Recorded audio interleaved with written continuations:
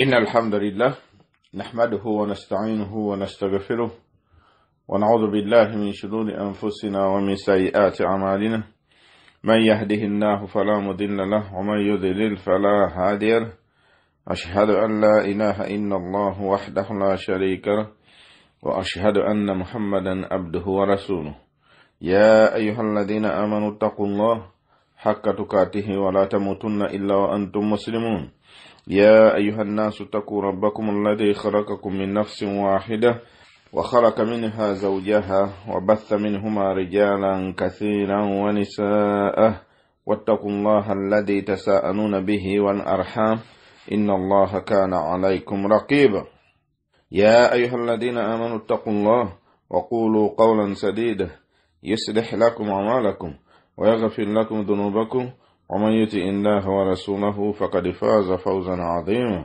أما بعد إن أصدق الحديث كتاب الله وخير الهدي هدي محمد صلى الله عليه وسلم وشر الأمور محدثاتها وكل محدثة بدعة وكل بدعة ضلالة وكل ضلالة في النار.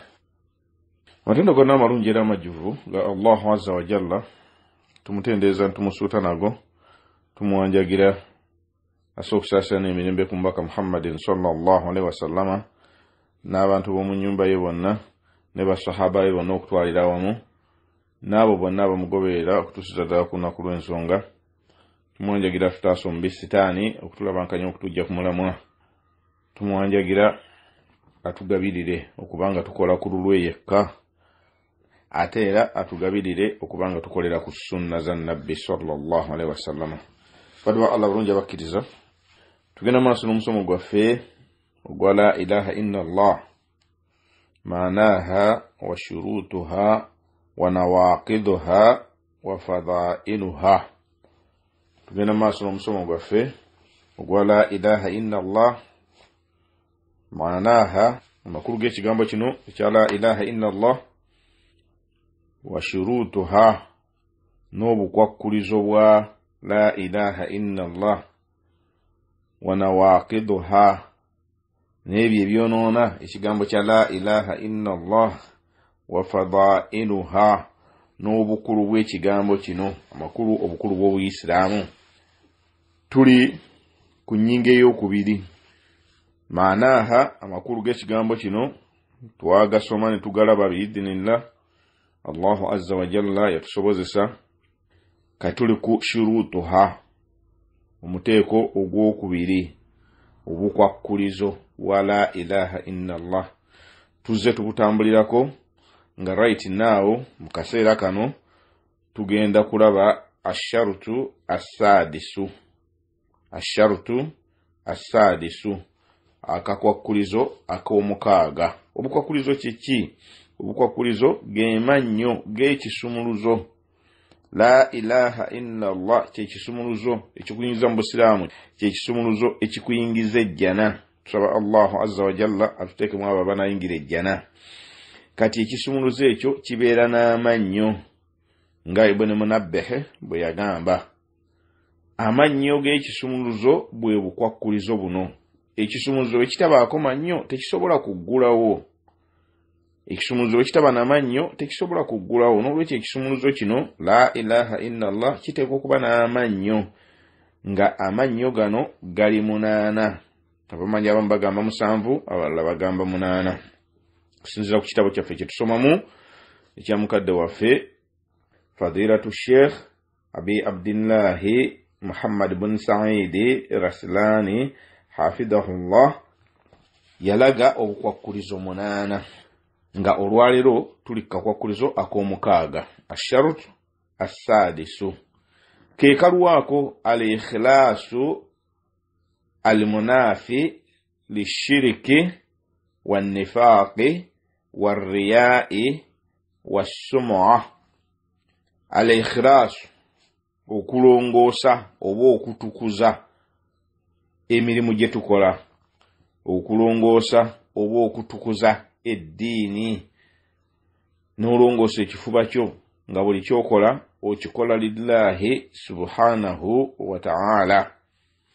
Al-ikhlasu al-munafi lishiriki buli lw'otukuza omulimu gw'okola n'ogukola ku lwa Allah azza wa jalla oba oggyeewo shiriki wannifaaqi n'obunnanfuusi warriyaa'i ne kabandabe wassumu'a ne kabampaane byonna oba obitwaliddemu obeera obiggyeewo ng'omulimu guno gw'okola ogukola lillahi azza wa jalla yekka. Sheikh agamba nti wal ikhlaasu tasfiyatul amali bisalihi niyya an jami'i shawaibi shiriki. Al ikhlaasu kwe kutukuliza ddala emirimu gino ng'ogitukuza n'enniya ng'olongoosa enniya yo otukuza ekifuba kyo omulimu guno obeere ng'ogukola nga enniya eno nga mu kifuba kyo omulimu guno ogukola lillahi azza wa jalla an jamii shawaibi shiriki mu miteeko gyonna mu ebyo byonna ebikwatagana ne shiriki obukyafu bwonna obukwatagana n'okugatta ku Allah azza wa jalla n'obujjawo n'obuteeka eri ebbali. Sheikh agamba qala jalla wa ala Allah yagamba mu Qur'ani surati Zumara nti fa'budillaha mukhlishan lahu ad-dina. Agamba nabbi sallallahu alaihi wasallama nti kale sinza Allah azza wa jalla mukhlishan lahu ad-dina ng'otukuza eddiini. Dini ki? Dini Buislamu. Ala lillahi dinul khalisu. Mazima ddala eddiini ya Allahu azza wa jalla dini ya kutukuza. N'olwekyo fa'budillaha mukhlishan lahu ad-dina, sinza Allahu azza wa jalla nga byonna byokola emirimu gyonna gyokola ng'ogikola ku lulwe yekka, temulimu kabandabe, temulimu kabampaane, tolina kyonoonyamu, tolina kyomugattako mu kusinza kuno kw'osinza, wabula ng'osinza ku lulwe yekka. Ala lillahi dinul khalisu. Owaaye kimanye mazima ddala eddiini eno okusinza kuno n'okugonda kw'obeera ogonda ebyo byonna obikola ku lwa Allahu azza wa jalla. Eddiini eno diini ya kutukuza ng'otukuza ku lwa Allahu azza wa jalla. Eyo surati Zumara aya ey'okubiri n'ey'okusatu. Fala budda liqa'iliha an yaqulaha khalisatan lillahi ta'ala. Mu buli ngeri yonna nannyini kugamba kigambo kino ekya la ilaha illallah oteekwa buteekwa okubanga okyogera nga olongoosa nga otukuza ekifuba kyo ng'ekigambo kino okyogera ku lwa Allah azza wa jalla. Walaisat riyaan, tonoonyamu kabandabe, wala nifaqan, wadde obunnanfuusi. Qala Allahu azza wa jalla, Allah azza wa jalla yagamba wama umiru illa liya'budu Allaha mukhlisina lahu ad-dina hunafaa. Allahu azza wa jalla yagamba nti wama umiru, tetwalagirwa ffe abaddu illa liya'budu Allaha, okujjako abaddu bano baalagirwa kukola ki? Kusinza Allahu azza wa jalla mukhlisina lahu ad-dina, nga batukuliza ddala eddiini eno amakulu emirimu gyonna gye bakola mu kusinza kuno nga tewali kibanoonyamu kujjako okunoonya okusiimibwa ono nannyini kubalagira, yaani ye Allahu azza wa jalla. Mukhlishan lahu ad-dina, nga balongoosa nga batukuza eddiini eno, ayi ad-dina al-khaliswa lillahi ta'ala. Eddiini eno tugikola tusinza, tuyina kusinzaani Allahu azza wa jalla. La ma'buda bihaqqin illa Allah, tewaliiwo kigwanidde kusinzibwa tewaliwo kisinzibwa kyonna mu butuufu okuggyako Allahu azza wa jalla. Lwaki tugamba nti tewaliwo kisinzibwa ne tutagamba nti tewaliwo asinzibwa? Anti abantu basinza ebintu ebirala ebitalina na bulamu. Abantu basinza amayinja, abantu basinza ssente, abantu basinza emiti. Omuntu abeera n'akati nga akasinza tebirina bulamu. Ate nebaayo abasinza abantu, eriyo abasinza ebisolo. N'olwekyo tukozesa ekigambo ekiwuna, tewaliwo kisinzibwa mu butuufu okuggyako Allahu azza wa jalla. Ala lillahi ddinul khalisu amma ddinu alladhi fihi riyaun, wabula nno yo eddiini eyo erimu kabandabe, wasumuatun wadde kabampaane, nange kambeeko kyenkola banjogereko, wannifaaqun n'obunnanfuusi, n'okola nga tolina kyonoonya wabula onoonya bantu bakusiime bakulabe nti naawe olina abakkiriza, ziba zikusanze. Hadha la yakunu lillahi ta'ala. Okwo okusinza okwo tekusobola kubeera nga okukola kulwa Allahu azza wa jalla. Nedda. Fasahibuhu baina shirikin asgar wa hafiyyi ila shirikin akbar. Agamba Sheikh nti omuntu yenna abeera asinza ng'anoonya bamulabe, anoonya bamwogereko, wano alaga kifaananyi kirala, ng'ate bwadde eri ebbali alaga kifaananyi kirala. Agamba nti oyo omuntu afaanana bw'atyo abeera bayina shirikin asghar, abeera wakati wa shiriki omutono, wa khafiyyin ne shiriki eyeekwese, ila shirikin akbar, okugendera ddala mpaka ku shiriki omunene. Obeera wakati wa shiriki omutono ne shiriki eyeekwese ne shiriki omunene, wa huwa shirikun annifaaqi, ye shiriki oyo ow'obunnanfuusi, ye shiriki oyo ow'obunnanfuusi. N'olwekyo tulina okwewalira ddala okukola emirimu nga tugikola nga kike tunoonya kusiimibwa bantu, tunoonya kabandabe.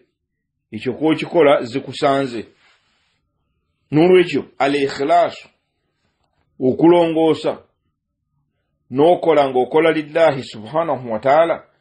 Al-ikhlaasu an yakuna fi qawlihi la yaltafitu ila ahadin wala yumari ahadan wala yunafiqu wala yura'i fi hadhihi al-kalima.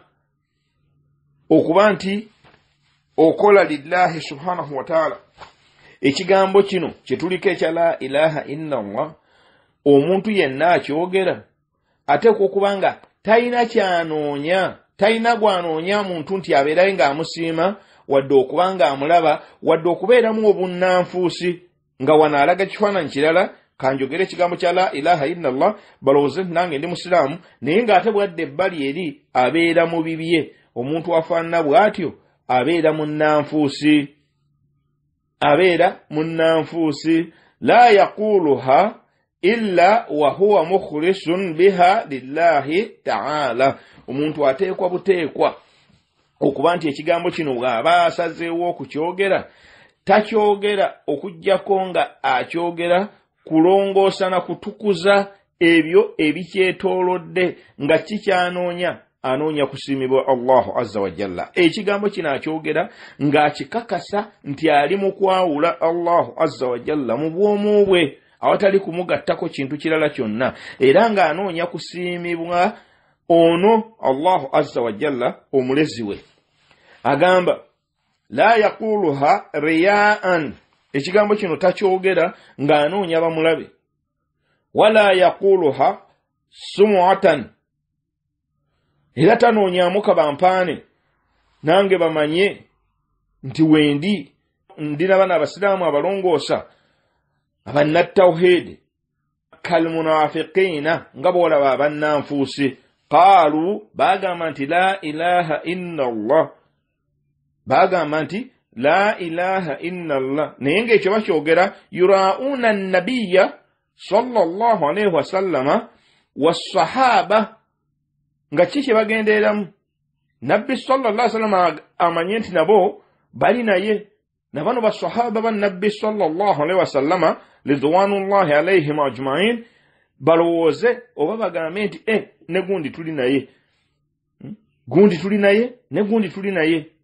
kama wasafahum bidhalika azza min qaili ngawolaba Allah subhanahu wa ta'ala bwabatenda mu Qur'ani innal munafiqina yukhadi'una Allah subhanallah innal munafiquna yukhadi'una Allah wa huwa khadi'uhum Owulira Allahu azza wa jalla bwabatenda abatunnyonnyola ebitendo byabwe innal munafiqina yukhadi'una Allah abannanfuusi bano bakwenya Allahu azza wa jalla bo bwe batyo balowooza nti bakwenya nti bakwenya Allahu azza wa jalla naye okukwenya kuno kubakwenya berimba wa huwa khadi'uhum balowooza nti bakwenya Allah azza wa jalla wa huwa khadi'uhum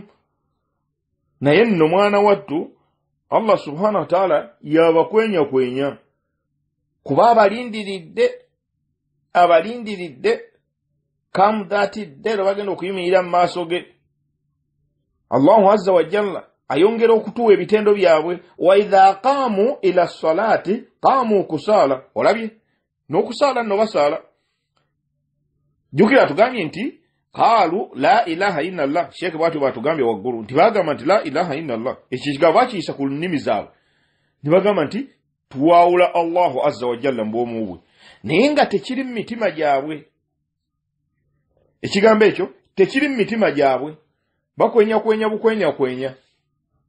wa idha qamu ila salati bwe bayimiridde mu swala qamu kusala bwe bayimiridde mu swala bayimirira nga bonna bagayaavu balagajjavu tebeefiirayo yurauna nnasa banoonya ki banoonya kweraga eri abantu babalabe nti nabo mwe bali mu swala yurauna nnasa wala yadhkuruna Allaha illa qalila teboogera ku Allah okujjako akatono ennyo olabye nafikali bazikola abantu balowooze nti nno bali wamu nabo naye akatono ennyo bamwogerako akatono ennyo eyo surati Nisa aya 12 wa wasafahum aidan biqawlihi Allah subhanahu wa ta'ala era ayongera okutubulira ebitendo byabwe bwe yagamba nti wa idha laqul ladhina amanu qalu amanna bwe basisinkana abannanfuusi bano bwe basisinkana abakkiriza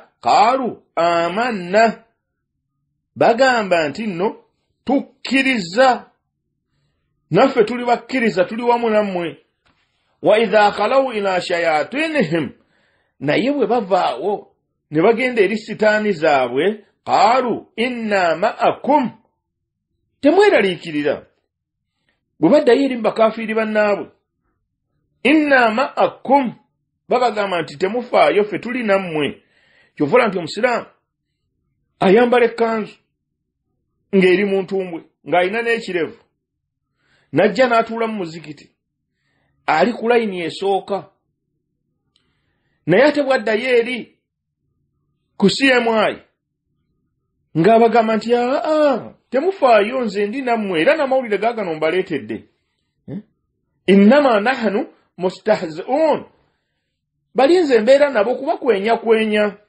kubadyeka kubabuzaabuza kubajeeja naye nze siri nabo surati al-Baqara aya 14 fahaulai qalu la ilaha illa Allah riya'an wa sum'atan fahum ahlun nifaqi abonno ekigambo ekyo bakyogera kya la ilaha illa Allah naye nga bakyogera kufuna ki olowooza kusiimisa Allahu azza wa jalla nedda riya'an banoonya kusanyusa bano abakkiriza balowooze nti bali nabo wa sum'atan baboogereko nti gundi naye mukkiriza gundi naye yasiramuka naye nga bwadde eri ayogera birala.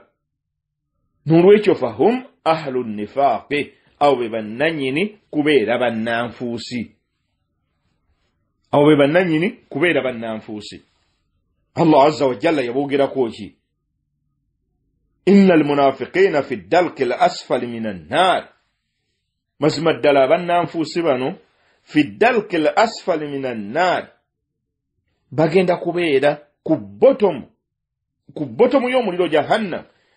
Omuliro jahannam gulina emiryango 7 okukka wansi, 1, 2, 3 mpaka ku 7. Ogusemberayo ddala wansi gwe mulyango era gwe muliro gw'abannanfuusi nga bali wansi waba n'abakafiri ab'ekikolo bamatayo baani. Iyadhan billah, tuwajagira Allahu azza wa jalla atutaase obunnanfuusi kuba obunnanfuusi bubi fi dalki al asfali minan nar walan tajida lahum nasira. Tebagenda kufunayo muyambi yenna, tebagenda kufunayo abataasa ku bizibu bye balibeeramu ku lunaku olwo. Yakhda'una Allaha walladhina amanu wama yakhda'una illa anfusahum.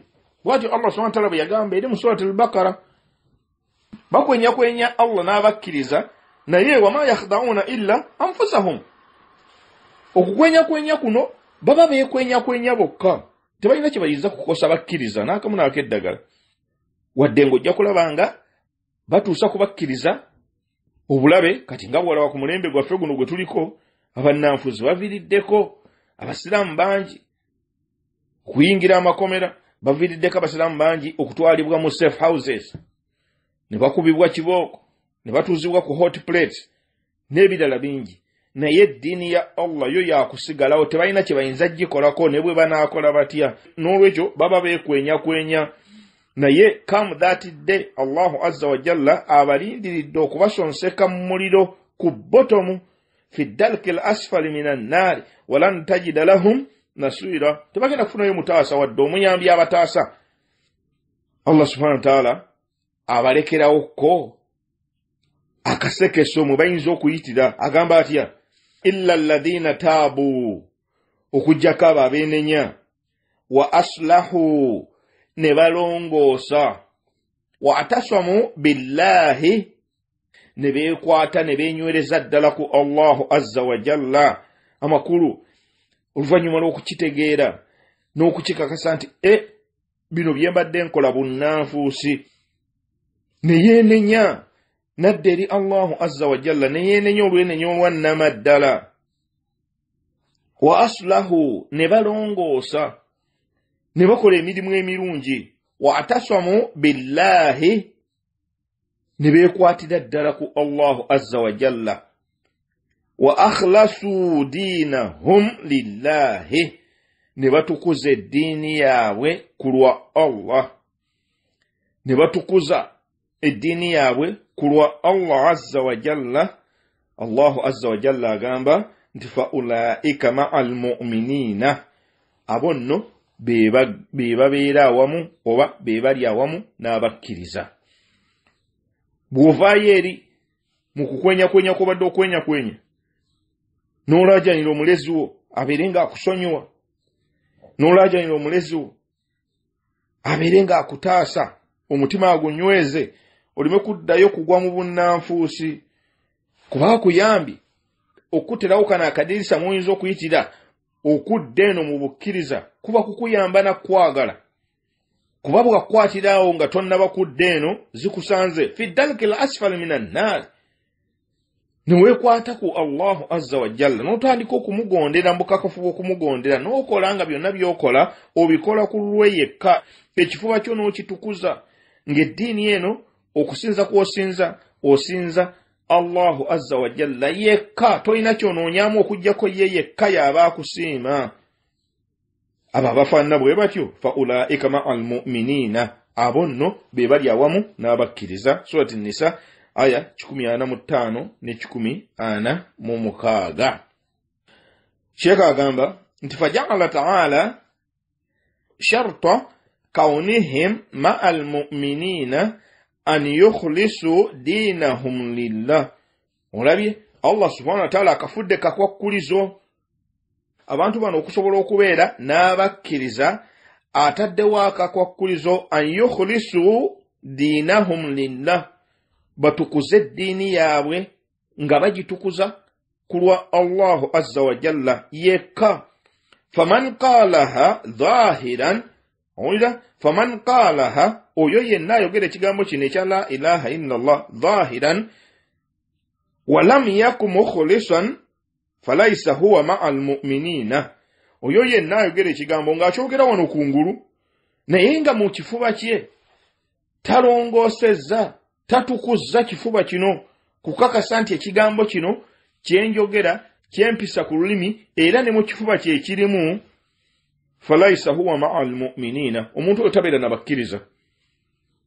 Wadde nga wano kungulu gw'obeera omulaba nti alina abakkiriza naye tabeera nabo, bal huwa ma'al munafiqina, oyo abeera n'abali abannanfuusi, alladhina hum fi ddarki al-asfali minan nar, abo Allahu azza wa jalla bayogeddeko nti bagenda kubeera ku bottom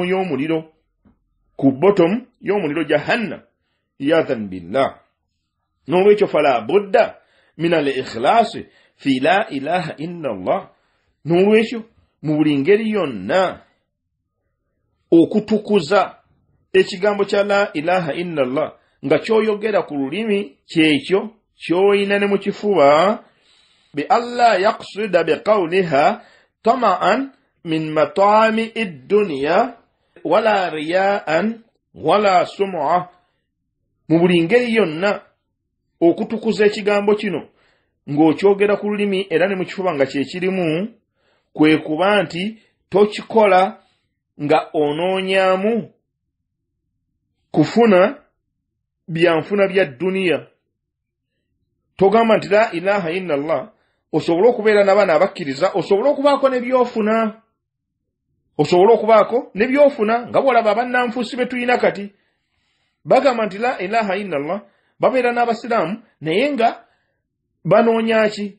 Banoonya kufuna information bagitwalira abakafiiri basobole okubaako ne kye babawa. Bakolera abakafiiri tebakyakola, nga bye bakola banoonya kusiimibwa Allahu azza wa jalla, wadde nga beekwenya nti basaala era basaala kulwa Allah, naye nedda. Bino byonna bamala biseera. Lwaki? Ekigambo kino tekyatebenkera mu kifuba kyabwe, tebakyogera nga banoonyaamu kusiimisa Allahu azza wa jalla, nedda.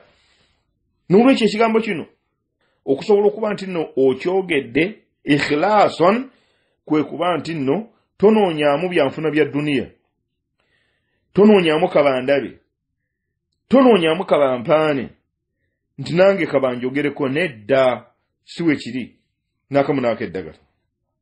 Wa fi sahih al-Bukhari an Abi Hurayrata radiyallahu anhu annahu qala, ono Abu Hurayra yagamba, hadisi eno nkulu nnyo.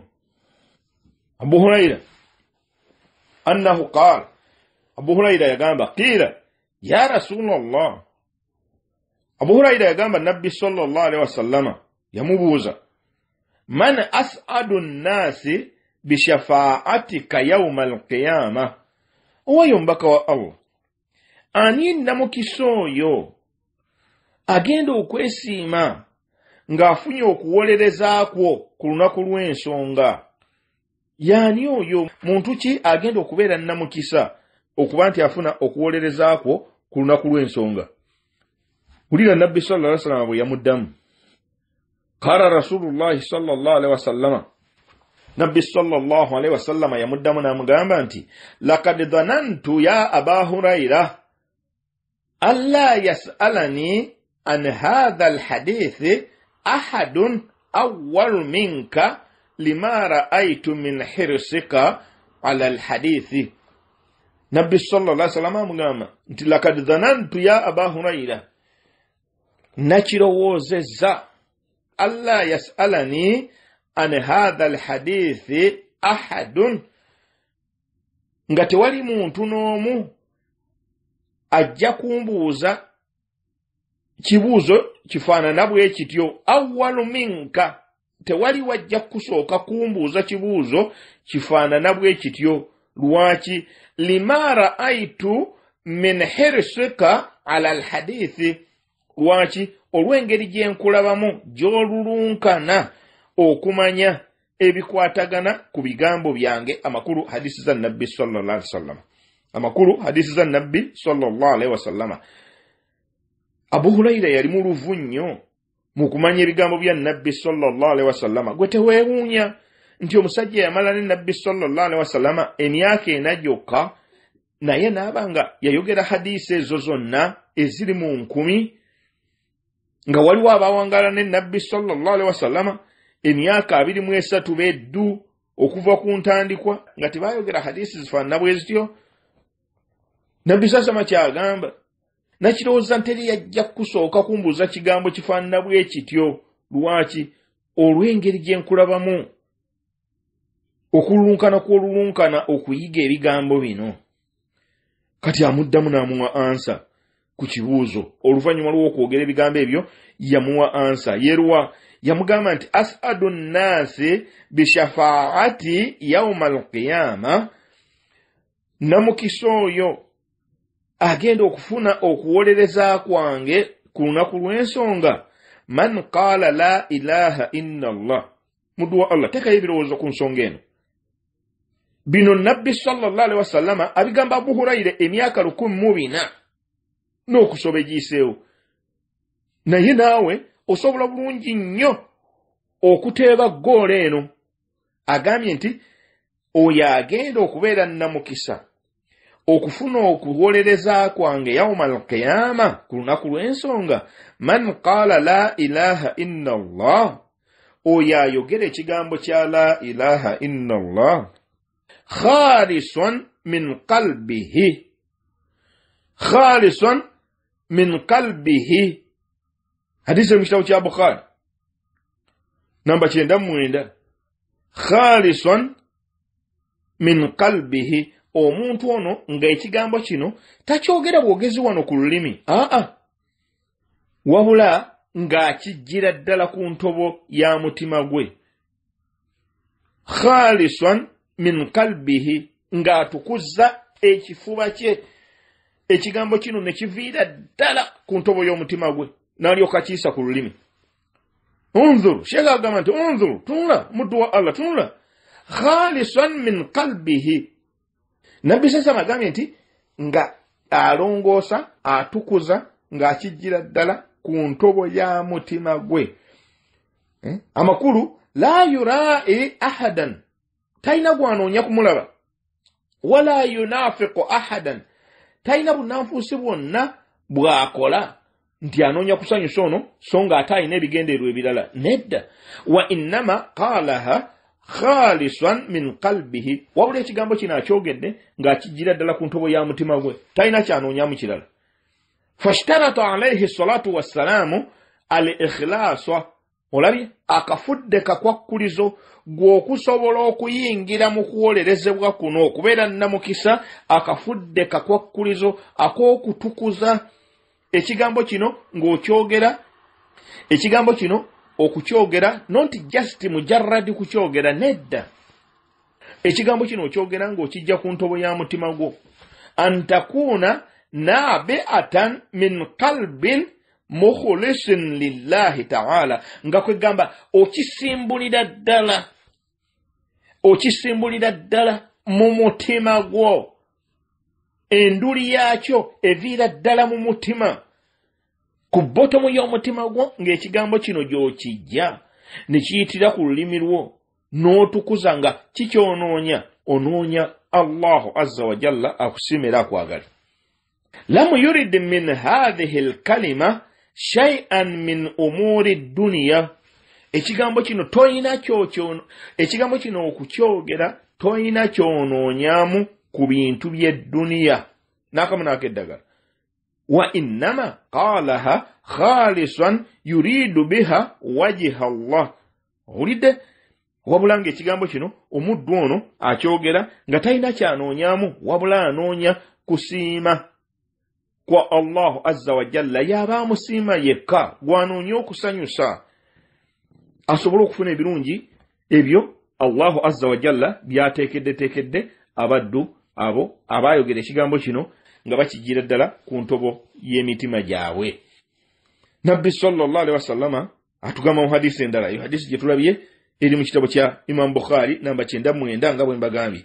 Wa an Itibana bun Malik radiyallahu anhu qala, ono sahabi Itiban bun Malik radiyallahu anhu na yagamba nti qala Rasulullah sallallahu alaihi wasallama, atubuulira nga naye ajja ku Nabbi sallallahu alaihi wasallama nti inna Allaha, hadisi nayo nkulu eri muttafaqun alayhi, hadisi eri muttafaqun alayhi, Bukhari ne Muslim agamba nti inna Allaha, mazima ddala Allahu azza wa jalla qad harrama ala nnari, yaharamusa, yaziiza, yakifuula kikafuuwe omuliro okukomba ku muntu yenna, man qaala, oyo yenna agamba nti la ilaha illa Allah, tewaliiwo kisinzibwa mu butuufu okujjako Allahu azza wa jalla. Omuntu ono ng'ebigambo bino abyogera anoonya ki? Yabtaghi bidhalika wajha Allah. Owulira? Yabtaghi bidhalika wajha Allah. Omuntu ono ebigambo bino ng'abyogera talina kyanoonyamu wabula anoonya kusiimisa Allahu azza wa jalla. Yaba musiima yekka, talina kyanoonya. N'olwekyo omuddu wa Allah omulungi omukkiriza, longoosa ekifuba kyo nga nange bwe nnongoosa ekyange. Twogere ekigambo kino nga tewali kye tunoonyamu okujjako okusiimisa ye yekka, kuba ye nannyini buyinza, ye nannyini busobozi, ye yatutonda, yatulabirira, yatugabirira buli kimu. N'olwekyo tumusiimise, tukole ebyo by'ayagala, tusobole okutuuka mu maaso ge ku lunaku luli nga musiimu gye tuli. Bwe tutakole bwe tutyo, then tugenda kubeera nga tuli mu kufaafaaganirwa. Hadisi eri muttafaqun alayhi, Bukhari namba 425 ne Muslimu namba 33. N'olwekyo fayambagi lil insan an yukhlisa bihadhihi alkalima lillahi ta'ala. N'olwekyo omuntu ateekwa buteekwa okutukuza ekifuba kye ng'ayogera ekigambo kino ng'anoonya kusiimisa Allahu azza wa jalla yekka. Wal ikhlasu yakunu lillahi rabbil alamin. Okulongoosa kuno n'okutukuza emirimu gye tukola tuyina kugikola nga tugikola kulwa Allahu azza wa jalla rabbil alamin, omulezi w'ebitonde byonna. Fala yushriku fi ibadatihi wa qasdihi ma Allahi ahadan. Tetukkirizibwa kubanga tumugattako ekintu kyonna mu kumusinza. Tetukkirizibwa kumugattako kintu kyonna mu kumusinza. Kainan man kana, abeeraani. Kobe wa kitiibwa otya, kobe wa maanyi otya, Allahu azza wa jalla n'omugattako ky'omugattako, oba omala biseera toyina ky'ogenda kufuna. Obeera mukafiiri wadde osigadde ng'oyambadde ejjubba ey'ebbeeyi, oyambadde enkufiira ey'ejjuuni, naye nga olina essabo. Kati amasabo abamaseeka baagazza mu mayumba, baagajjayo eri mu nsiisira. Omulaba wano ng'atambula atonnye emmooli, naye nga mukafiiri awedde emirimu. Lwaki? Anti eriyo abajja ewuwe nga bazze kubalagula, yeerimbise mu ddiini nti abasabira dduwa. Yaqulu Allahu ta'ala fi al-hadithi al-qudus, Allahu azza wa jalla yagamba mu hadithi al-qudus, ani Abi Hurayrata radiyallahu anhu qala Rasulullah sallallahu alaihi wasallama. Eno hadithi al-qudus Abu Hurayra yaginyumya, eri mu kitabo kya Imam Muslim 2985. Ani Abi Hurayrata radiyallahu anhu, Abu Hurayra yatunyumiza ng'agamba nti qala Rasulullah sallallahu alaihi wasallama, Nabbi sallallahu alaihi wasallama yagamba, qala Allahu tabaraka wa ta'ala, Allahu azza wa jalla yagamba nti ana aghna shuraka'i ani shiriki, nze neemalirira, siina bwetaavu ndi mugagga mu buli kimu siina bwetaavu bwa kungattako kintu kirala kyonna.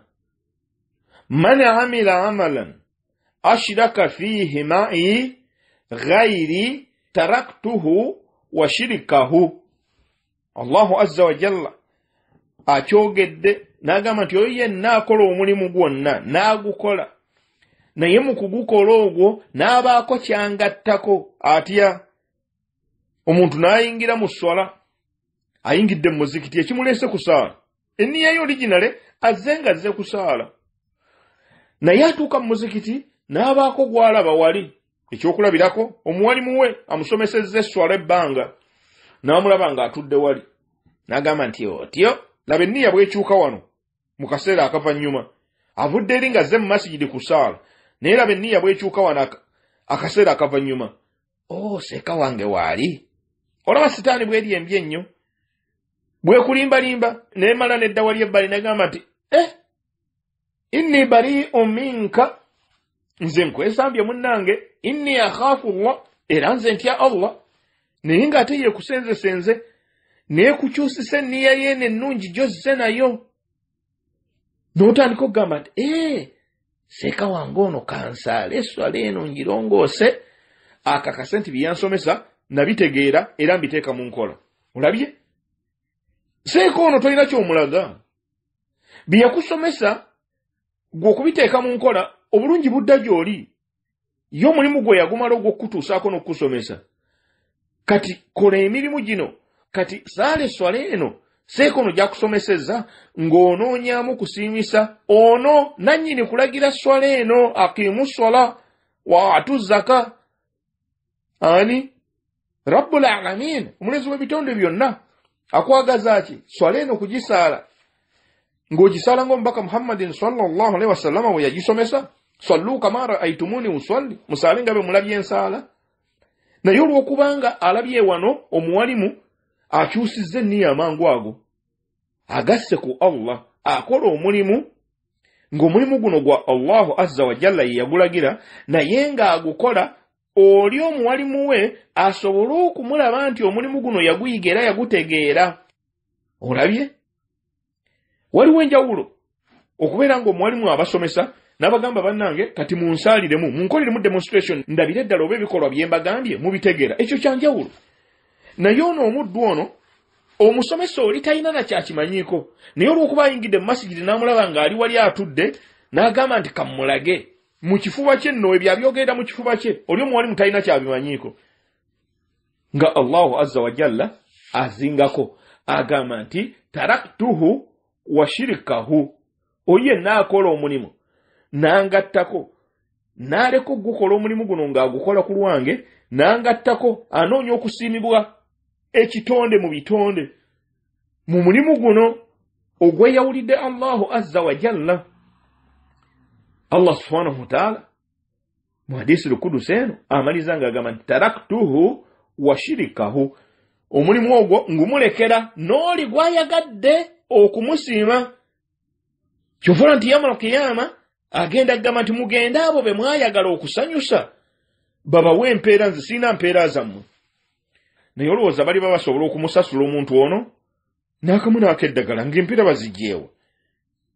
N'olwekyo fal-ikhlaasu mahilluhu al-qalbu, okutukuza kuno ekifo kyakwo, ikhlaasu ekifo kya ikhlaasu kifuba kyo, wa manba'uhu al-qalbu, kisimbulirwa ddala mu kifuba.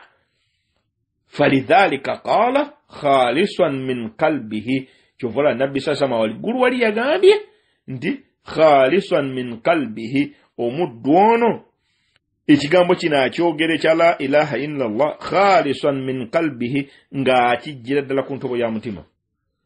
Nolwekyo badde ba Allah bulungi abakkiriza, al-ikhlaasu kakwakulizo kakulu nnyo.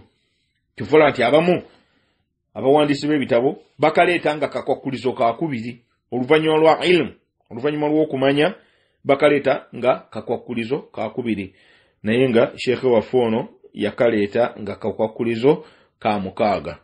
N'olwekyo ako kakwakulizo ak'omukaaga tusobodde okulaba, tusaba Allahu azza wa jalla atuteekemu abo abawulira ebigambo ne batwalamu ebyokka ebyomugaso muwanjagira atugabirire okuba nti nno tukola ku lulwe yekka mu bigambo mu bikolwa mu buli kimu mu nneeyisa tetulina kye tunoonyaamu okuggyako okusiimibwa ye yekka kuba yalina empeera gwakola obunnanfuusi bajja kuwaayo wano akasente okalyemu amatooke ne piraawo kaggweewo ate ofulume ogende manju mu toyireeti bino byonna byolidde bikuyite muyisi bigende naye ng'ate eri Allahu azza wa jalla owandiikiddwako omusango omunene era olindiriddwa okusonsekebwa fi dalki al asfali min annaari n'olwekyo tuwanjagira Allahu azza wa jalla atugabirire okuba ntukola ku lulwe yekka muwanjagira akkirize ebigambo bino abifuule bya mugaso nnyo eri nze kabyogera nammwe ababiwuliriza birungi byonna ebiyitidde ku lulimi lwange Allahu azza wa jalla yansobozesezza okubibatuusaako ensobi ezibadde mu zange nga nze era mulajanira abeere ng'azinsonyiwa nammwe aleme okuzibafuulira ekibabuza ربنا تقبل منا إنك أنت السميع العليم وتب علينا إنك أنت التواب الرحيم ربنا آتنا في الدنيا حسنة وفي الآخرة حسنة وقنا عذاب النار وصلى الله وسلم وبارك على محمد بن عبد الله يا نبي الأمي وعلى آله وصحبه وسلم والحمد لله رب العالمين سبحانك اللهم وبحمدك أشهد أن لا إله إلا أنت أستغفرك وأتوب إليك والسلام عليكم ورحمة الله وبركاته